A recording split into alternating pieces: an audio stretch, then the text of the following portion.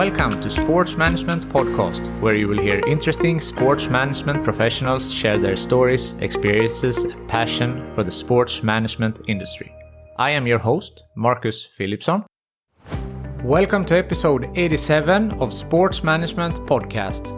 This podcast has been shortlisted for the Sports Podcast Awards in the sports business category, and it would mean the world to me if you would take 2 minutes to vote for me.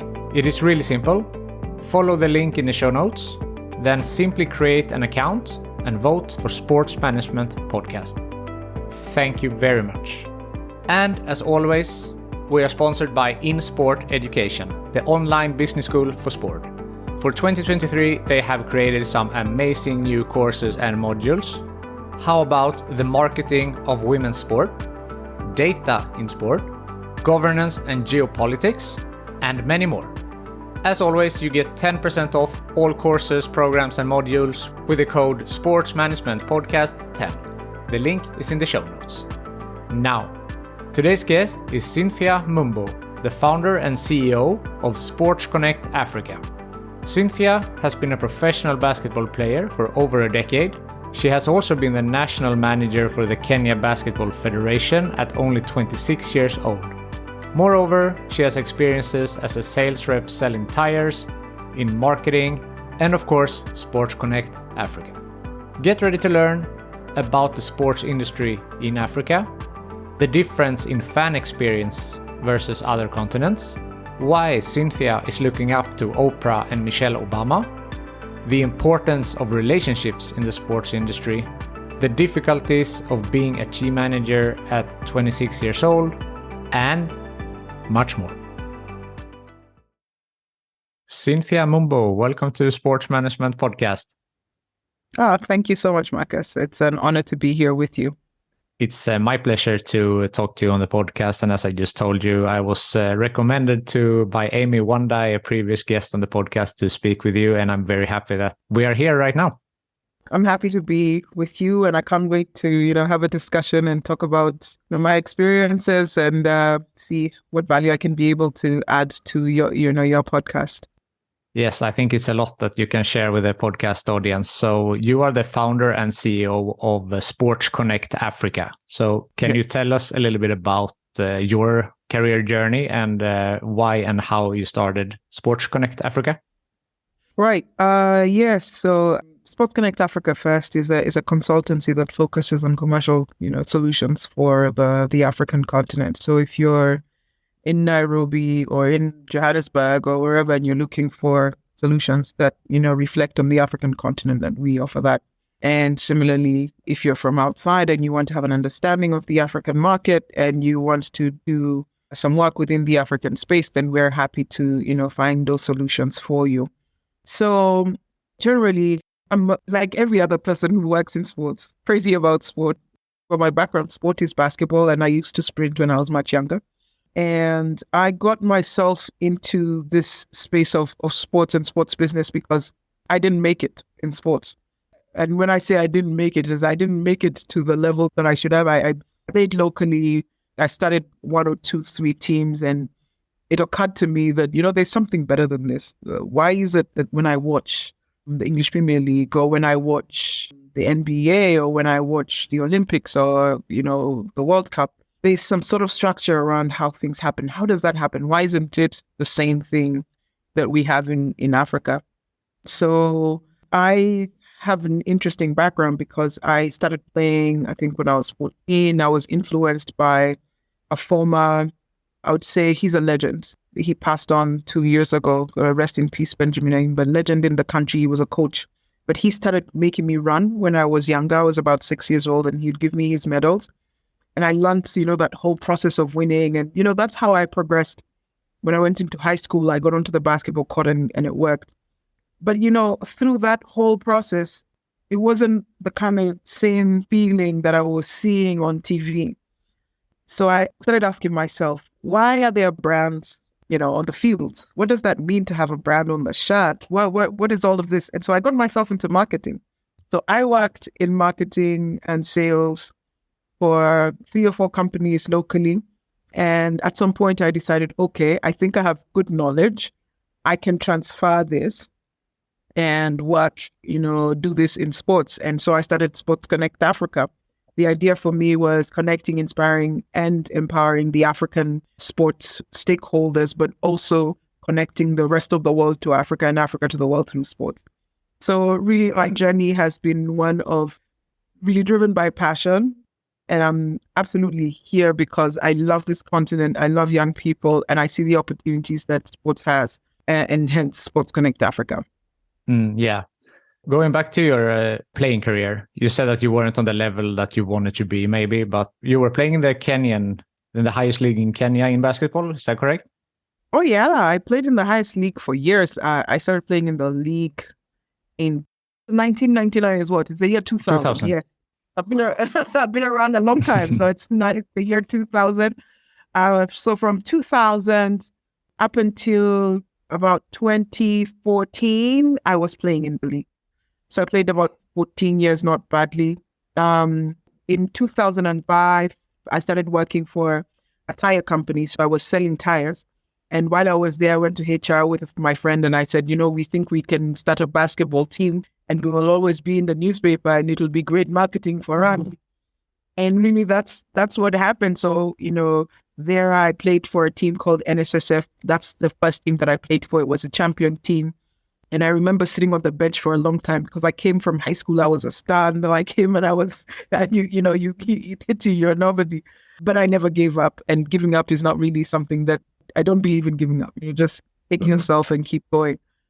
Yeah, so I played in the league. I was national team manager at the All Africa Games. I think I was only 26 at the time. I remember at some point, some other managers were telling the team coach, "Why did you come to the meeting with this player?" And he says, "No, this is not a player. She's my boss. She's the lead manager." I started off, a long time ago, and really got excited about the whole base of the pitch of the basketball court. Yeah. So what was the end goal as a player? Was it playing in UK or in WNBA, or what was? I mean, for you to feel like you made it.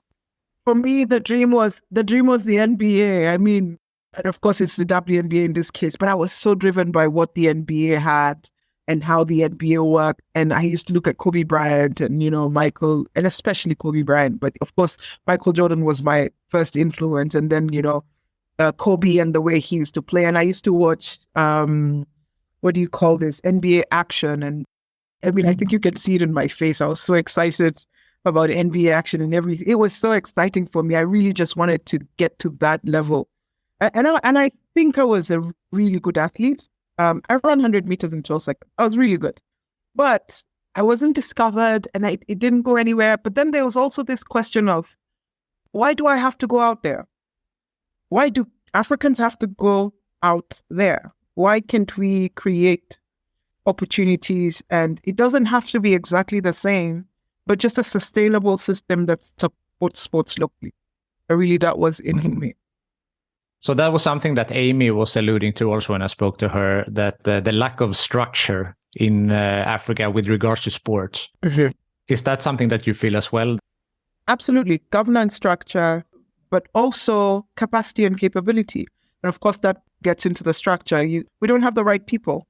So we have tons of marketers, but we don't have sports marketers. We have tons of lawyers, but we don't have sports lawyers.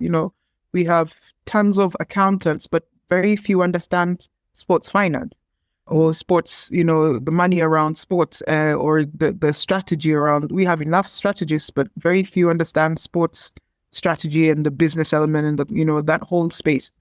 So yes, the structure is a problem, but the structure is a problem because we don't understand what necessarily needs to go around creating that structure in the first. So with Sports Connect Africa and African Sports Network and these different sport communities and networks, how is Sports Connect Africa trying to improve and help on this point? So for me, we're very solution oriented. One, we understand the African market, and that's what's really important. Getting to know that we shouldn't have expectations of running the business like it's run maybe in Europe, because understanding African consumer is very different. How they consume sports is different. It could be similar, but there's differences. Their disposable income, access to infrastructure and things like that is different. So for us, it's about understanding the market that we're in. And, we have 54 countries. So Kenya is very different from Uganda, and it's very different from, Tanzania, which is on the south, and it's different from Malawi or whatever. We have our similarities, but we're different. We speak 3,000 different languages across the continent. So you can imagine. But the idea here is for us to be able to take a step back and understand, how does this market work? And then create solutions that work for this market. And that for me is what Sports Connect Africa is about. It's not about coming in and say, okay, I'm African, I know. No, it's about saying, okay, this market looks like this. How can we be able to create a solution that works for this particular market based on what the environment is providing?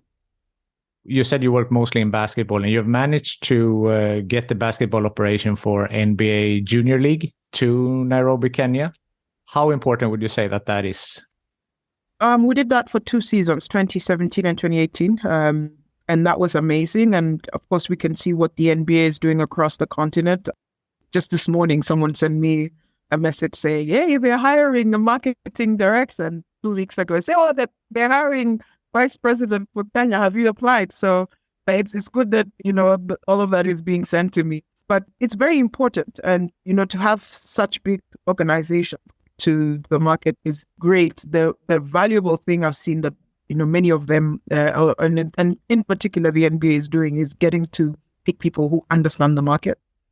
So Junior NBA for us was very important because it got us to really understand how global organizations work. And we were able to really just have an understanding of the structure behind how global businesses work. But because we understood the market, and it was easy for us to be able to deliver for them what they were looking for based on what this market had to offer.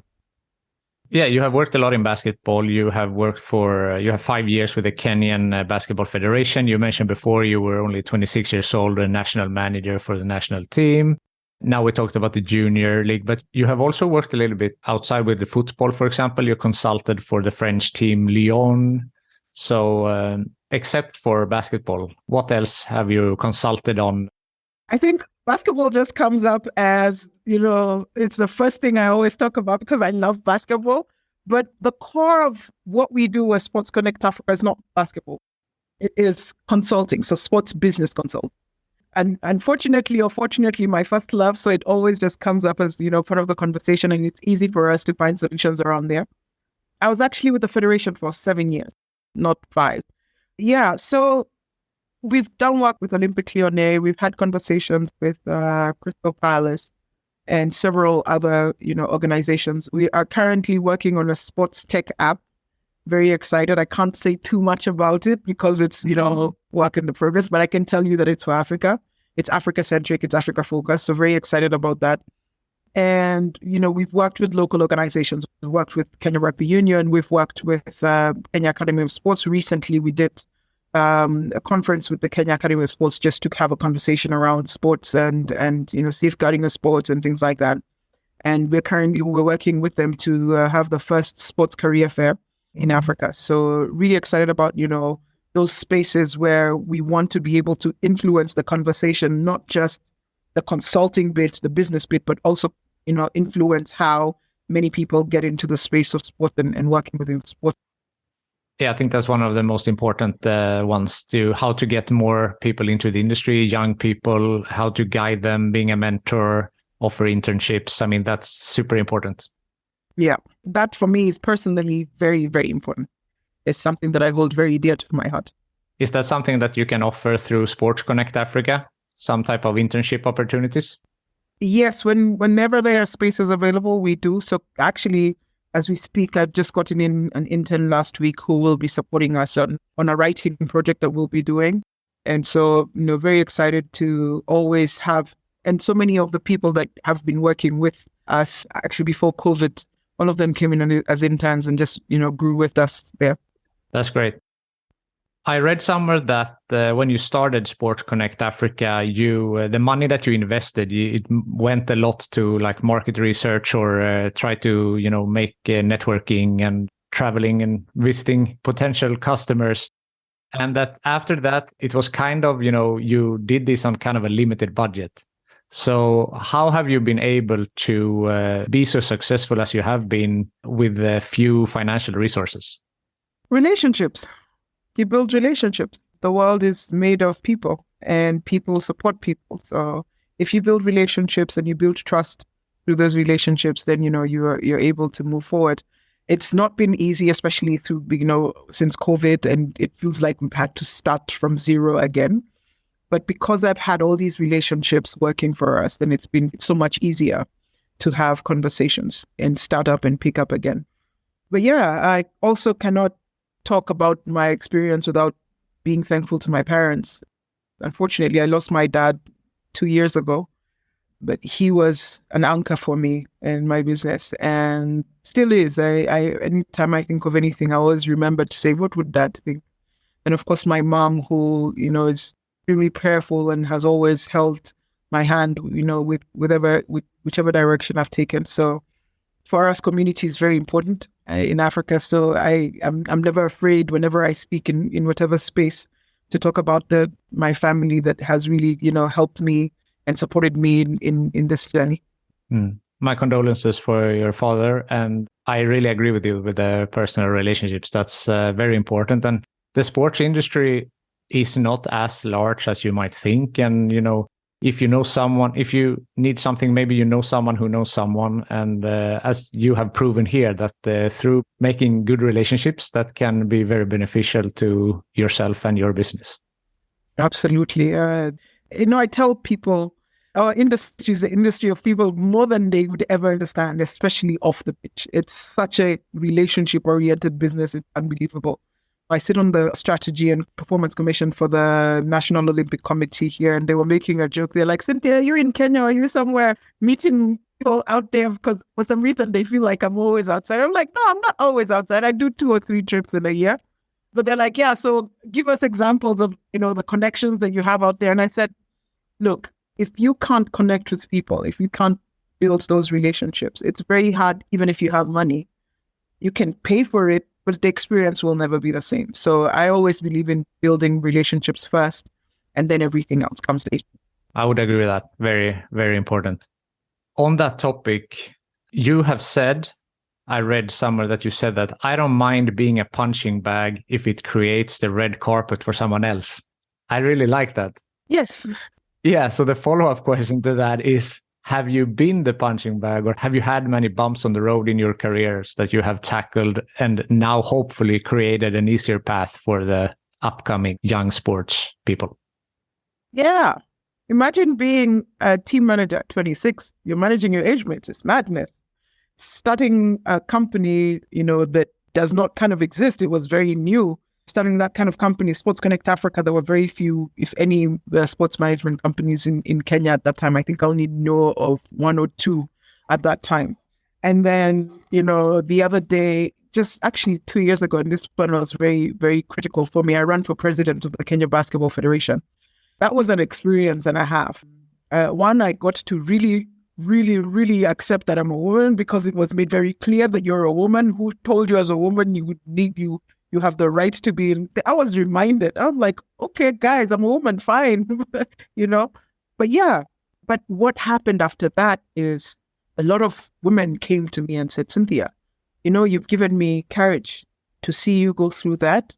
We can now support you, or we can all work together. And I'm like, you know what? If that is what it takes, I've missed opportunities because I'm considered too much, because, well, I speak out and I speak up, and, and that is part of being a punching bag, being able to say, no, this can't work this way and that can't work that way. And, ultimately people look at you and they're like, why should you take that? Why don't you just be calm and have the opportunity thrown at you? And I said, it's not going to be valuable, because I'll get to a point where, I'm shut down, and then there's a ceiling, and then it wouldn't be okay for anybody else to pass. And I don't want to be able to live that kind of life. I'm okay with being, outgoing and out there and standing up for something. And ultimately somebody else saying, if Cynthia could do it, then I could do it too.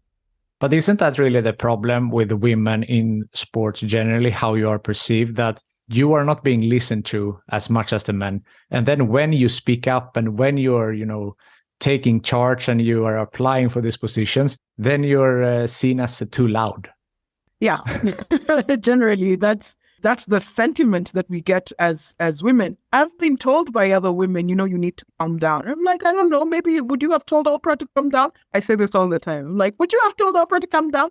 Oprah was told to calm down and she didn't calm down. So maybe I'm too much, but maybe it's because you are too little. So let me be too much and it's okay. What does it mean to be too much? Are you afraid of your greatness? So I'm okay with being the person that I am, and I'm ready and willing and happy to just take whatever comes my way. I look at life challenges as opportunities.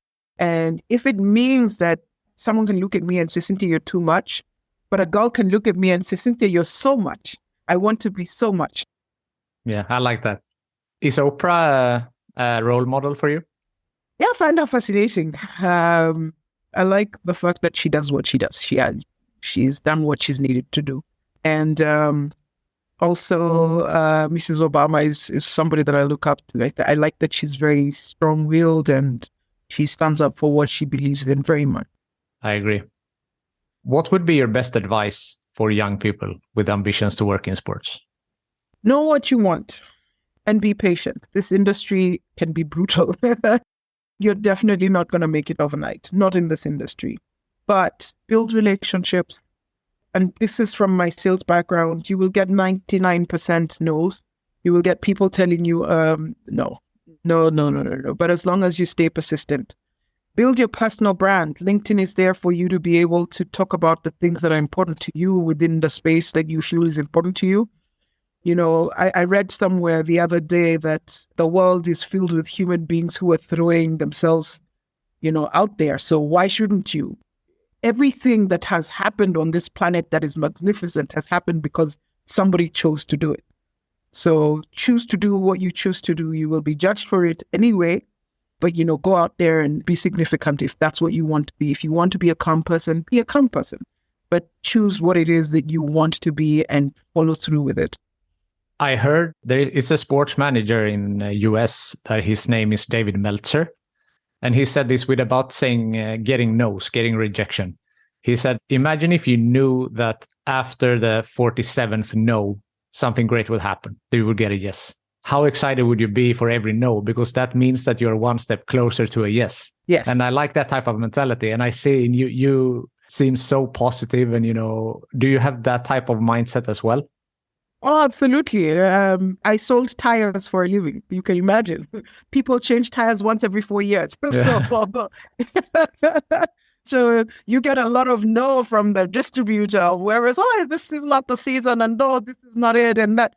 But ultimately, you get a yes because at some point, somebody has to change the tires. And I learned from that experience that no's is just no's night. It's just a no right now, but there could be a yes around the corner. And also, sometimes when somebody tells you no, you probably want to understand, why is it a no? Then you take a learning experience from that and build yourself and prepare yourself for the yes. You win or you learn, right? No two ways about it. Fall forward, I always say. And about the tire sales, I assume that you don't have, in Sweden, we have summer and winter tires. We change when it gets slippery, but I guess that's not something so easy in Kenya to convince people to have a winter tire. No, here the weather is almost the same throughout, apart from, I think, maybe June, July, September, August, where it kind of gets cold. But otherwise, it's like now, and it's always, nice and sunny. So, and the terrain is very similar. So, but then, with tires, you still have seasons. So you have Easter season when you're traveling, you're telling guys, look, you will be traveling long distance. You need your tire, or this other season. So it's always really about understanding the market, the environment, the opportunities, and selling to people what they need when they need it. You're a saleswoman. You know how to 100%. 100%. Yeah, so you have worked in sales, you have worked in marketing. I think I saw also that you did some journalism jobs early on. You're a writer. You were doing some writing. Not really a journalism job, but I wrote for Inside Basketball, and I enjoy writing. So there's that. And I will be writing from the next couple of weeks. I'll be writing for iSport Connect as well. So excited to be back writing. Ah, great. I will follow that as well. Thank you. But on that point, yeah, let's call it writing then. So writing, marketing, sales, all of these experiences and knowledge that you have taken with you, how can you leverage that now in your current roles, you think? Or what have you taken with you from these previous experiences? Everything's important. Sales is you sell yourself first in any setting, whether you're a doctor, whether you're a teacher, the first impression, and that is purely sales. You market yourself first. I'm very excited about the experience I had in sales and marketing because it really kind of helped me understand the business side of sports. I was dealing with products, but in this case, our product is, a sport. And I'm able to very easily kind of look and see if this is our product on this end, how does it relate to this other end? But also, I worked for some of the best companies in the country. So I worked for Diageo and I worked for Samir Africa. And I worked for Menengai. And these experiences were very important for me to be able to understand high level, how high level businesses work. And especially Diageo really opened up my mind to how, there's a way of working and a way of doing business and things like that. And as I came to my business and I moved all of that and said, if I'm going to position my business, then, what are the learnings that I had from these experiences? Yeah, I believe also that you can bring, every experiences can help you in some way, even if it's a negative one or a positive one. It's something that you take with you. You have the choice. You choose. Is it something that's going to be positive for me, or is it something that's going to be negative for me? That's right. I'm very curious because I don't have the greatest insight in the African sports market. I live in Sweden, in Europe, and so my biggest, knowledge is from here. And then just due to the commercialization of American sports, you get that. Now it was just the Super Bowl. So I'm very curious in the differences between the different markets. And we talked a little bit about the government and the structure, but you also said the fan experience is different. So how would you say that the fan experience is different in Africa versus Europe, North America, South America, for example? One, the stadiums are not the same. So that alone is a big difference. The fact that they don't have the same experiences. Many stadiums do not have seating apart from the major ones that are built by the government. So how they experience the game is certainly not the same. You don't have digital experiences in the stadium unless it's on their phone. So I look at it in that way. In terms of the raw ultimate idea of sport, it's the same. Everybody goes to a stadium to watch a game, or everybody goes to their house to watch a game. But then, in terms of their share of pockets, what they have as their disposable income is very, very different. So the average African earns what? I would say maybe $10 a day, sometimes even less, So what then do they have to spend on sports? And so if you understand that that's how their share of pocket looks like, how then to create experiences for them that would work with what they have to spend? Because if we look at it and say we're going to create all these crazy things like it is in Europe and wherever, it's not going to work. And so that's what I mean, that the experiences are different because the environment is certainly different. You'll find that a lot of the players also have other jobs. So they are not full-time. Not too many of these footballers, basketballers, and other sports athletes are full-time athletes because the environment doesn't allow for that. So, when I talk about that, that's what I mean. It's not a professional business yet, not in the sense that it is in Europe or it is in America. And so the experiences are definitely different. So those $10, are those compared to the living costs? Is that $10 worth more in Africa? Because otherwise, if you get $10 in America per day, that's below poverty. That's way below poverty. I think minimum wage in America is what, $8 or $9 an hour, something like that. It depends on the state. About 68% of, like I would say in Kenya, 68 to 70% is rural. So urban is not so big, but very influential. So that means that they buy their food from the village. Everything's practically organic. A lot of people still live in their villages, so they grow their own food. So that reduces that. So in terms of cost of living, they say, "Oh, Africa is poor," but everyone's always smiling. Say because you're comparing your standard of living to the African guy who has a hut and he's comfortable and of course, maybe he's aspiring for something different. Maybe he's not. Maybe he's just comfortable in that space. But we look at the poverty index based on what is the European standard. So not necessarily the African standard. So it definitely needs to get better. But in terms of just what is available for people work with what they have. And then for the players, you said that many of them are working. So, I mean, the way is it to more sponsorships into the sport or to have it more commercialized? Definitely more commercialized. I think before you get the sponsors, you have to be able to create proper experiences that people can pay for, right? Even if people are paying just $1 to come and watch a game, make sure that experience is worth them coming to watch that game. And so if they're paying you $1, consistently, what that then means is somebody will sit there and say, I want to broadcast this as much as it doesn't look like the English Premier League, but it's content. It's good content. We want to watch this content. And, there's a lot of people in the stadium consistently. And if there's people in the stadium consistently, then the sponsors say, I want to be in that space. So then you have a new way of, making money and generating revenue and things like that. The other thing I want to say is mobile is very powerful in Africa. And I'll talk specifically about Kenya and Nigeria and I would say Ghana, South Africa. Mobile is very, very valuable. Kenya is the leading nation, I think, globally on mobile money.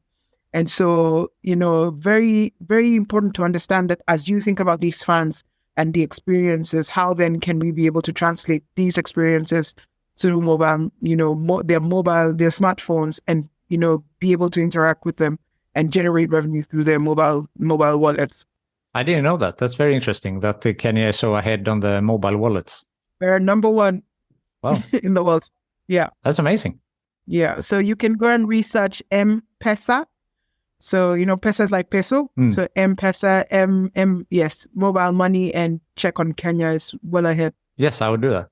I use my phone. My phone number works like a bank account number. So my ID is connected to my phone number, which then becomes my mobile wallet. And so I can transfer money just the same way I would have a card, but rather than have my bank account, but then also it is connected to my bank. And, it's such a crazy web. It's amazing.